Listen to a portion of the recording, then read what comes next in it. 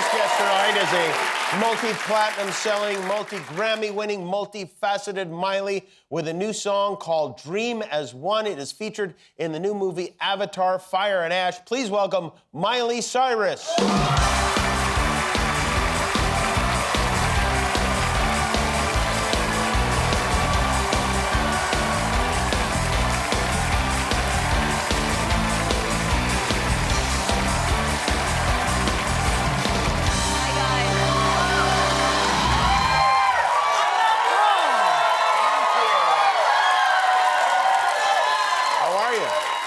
Everyone is here. Look at you. You're all so lovely. Thank you for having me tonight, You look Jimmy. great.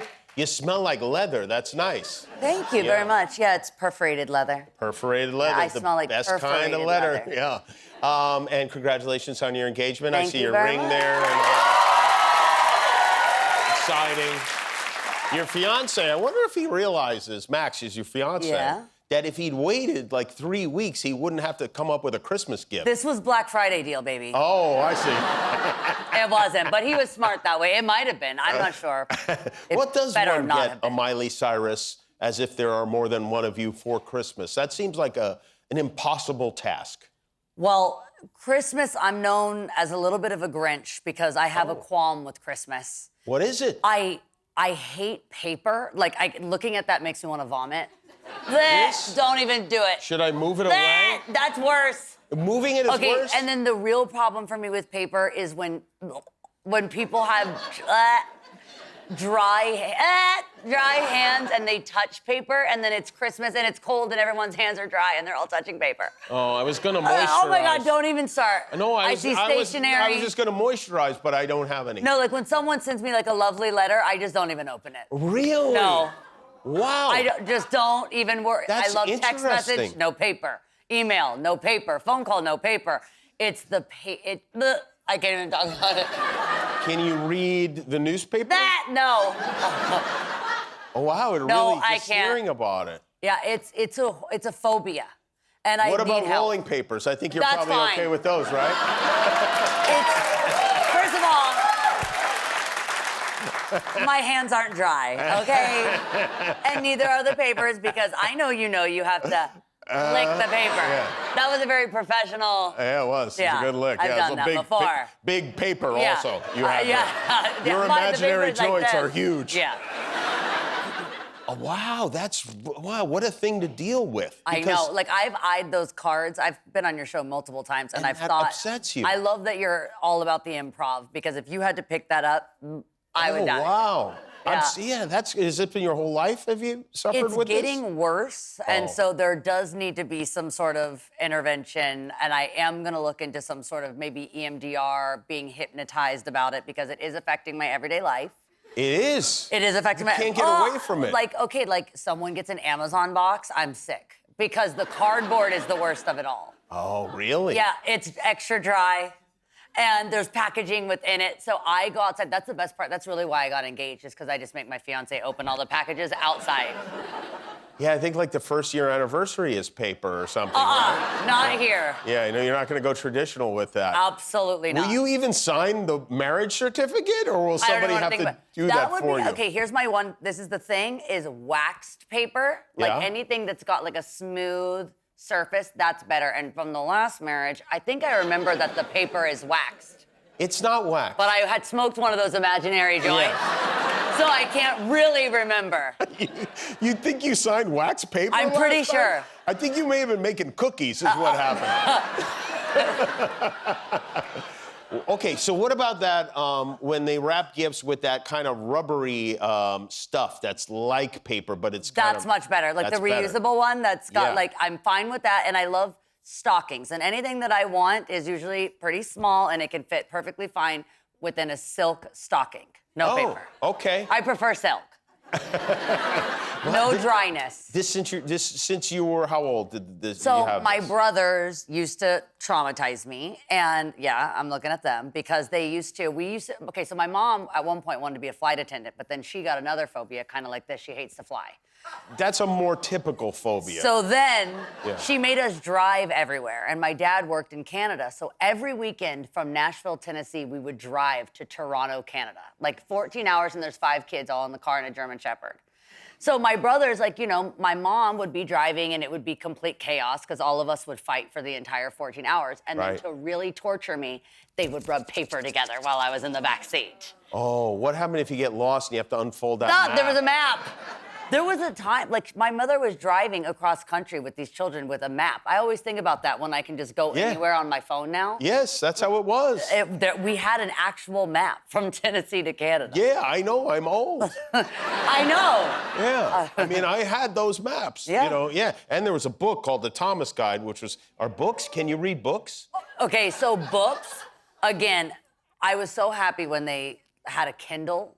When the Kindle was invented, because that solved a lot of problems for me. Wow. The iPad solved a lot of problems for me. But again, as long as they're not dry, which when I write my book, wax paper. And you can take one page out and I won't be offended. A book you can lick. Yeah, I write it on rolling paper. Can I make a suggestion? I would suggest that it's possible that technology is actually making this phobia worse because you are now creating a world in which you have less exposure to this product that you don't care for. I agree with that. And now it's becoming even scarier to you. Like that book is like giving me hell right now. Yeah, the book. Cameron.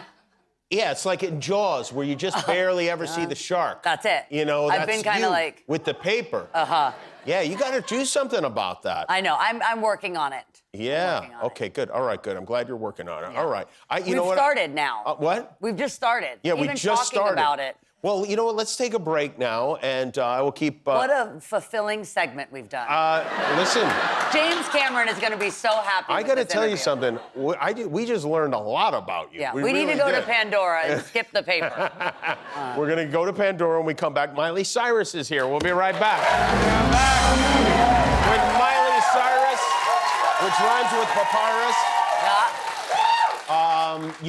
You've written a song for this huge motion picture. We know it's going to be huge. We know before it even comes out. This Avatar, Fire and Ash. You've written a song called Dream as One, right? Dream as One, Dream as One. And I'm curious about that process because when you write, you have a director like Jim Cameron, who's obviously very hands-on. It takes him like 30 years to make a movie. Yeah. Does he call you and say, would you write a song? So, like the qualm with Christmas, I have one with James Cameron because he's been working on this movie for 20 years. Right. And he just remembered 2 months before it came out that there was no song for the credits. Really? Like, just a last minute, like, oopsie. Like, a 20-year in the making oopsie. And so to rub it in, if you remember, I'm a Disney legend. Yeah, you are a Disney legend.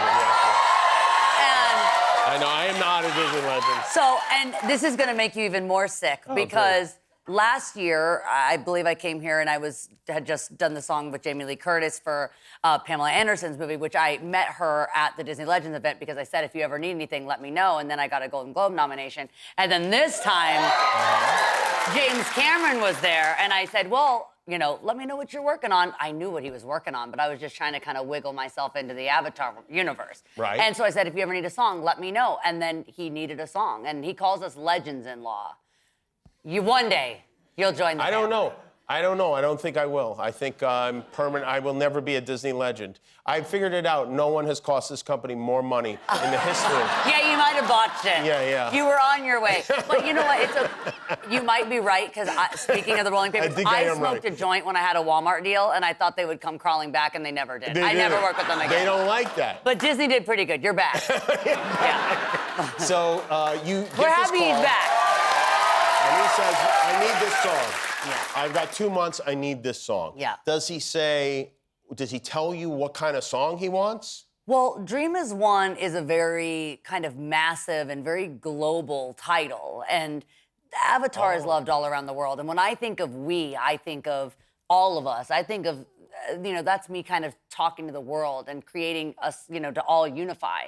And he also wanted the song to feel intimate and personal and emotional, which a title like We Dream as One to me felt so massive that it was really kind of a challenge to songwrite in something that I could make feel small, because the instinct is to kind of go toe-to-toe with Avatar. But what I chose to do, which is I like to contradict everything and do the opposite of what you're supposed to do, was actually surrender to the scale of the film and make it something small, because at the heart of James Cameron movies, it's really about relationships. And they're actually very intimate stories. You came up with all those ideas on your own. He didn't tell you he wants you to do that. Well, I would go to call Jim, and I would kind of just have some questions, and then we would talk what I thought should have been a 2-minute call for 2 hours about life and death and his experiences and what the kind of inspiration is behind this kind of fantastic universe that he's made. And once I got to know not just his mind, which is genius, but really his heart, it made it so much easier for me to write, because he thinks a lot and feels a lot of the same ways that I do. And so I loved writing a song that has so much emotion, because that's what Avatar is built on. It's built on heart. And then when you are finished with the song, do you go and play it for him? Do you send it to him? And are you nervous at that point? You know what? I wasn't nervous, because I felt confident in what I had created.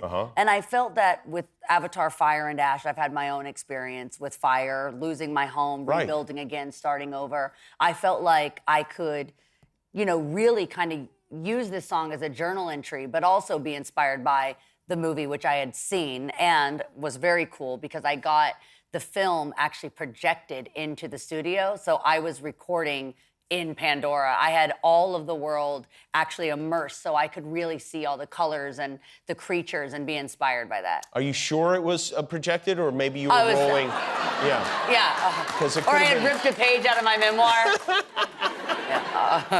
Have you ever thought about recording a Christmas album? So, funny you should ask. I've never done an album. I did write a song one time, and it was very niche. It was called A Sad Christmas Song. It was about being very sad on Christmas, which I think people lean more into the merry, joyful, bright, and gay. You think so? I don't know. Well, the fact you've asked me if I have a Christmas song, I know, it's niche. No one knows I have a Christmas song. Okay. And, it didn't go, it wasn't that hot. I think I got to do another round. You recorded it and you're like, I'm not going to release it. Well, I put it out, and the fact that no one here was like, yay, we love that song. That shows. I see. It was very niche. I think it has 909 listens on YouTube.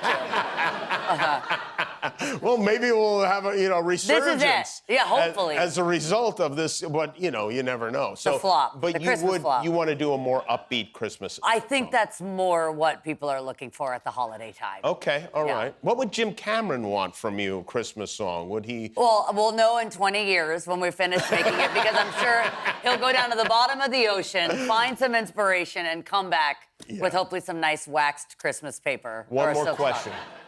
What is the greatest original song ever written for a film? This one. For a film. Okay, yours Okay, aside. but this one doesn't count, because the one I'm going to pick, I don't believe, well, I know it's not written for a film, but it's so iconic in a film, which is I Will Always Love You. Oh, which yeah. is Whitney Houston, and you love Dolly Parton. She wrote that song. And I thought of that song so much as I was writing this, because I love when a film and a song can be embedded in that way. You can't have one without the other. Right. That's a great answer. The correct answer is Power of Love by Huey Lewis and the News. But yours was good, really good. Top 3 for sure. Definitely. Great to see you. Thank you, Jimmy. And Good to see you. listen to the song. It's called Dream as One. You can download it, you can buy it, you can listen to it. And Avatar Fire and Ash comes out in the theaters on December 19th. Miley Cyrus, everybody. We'll be back with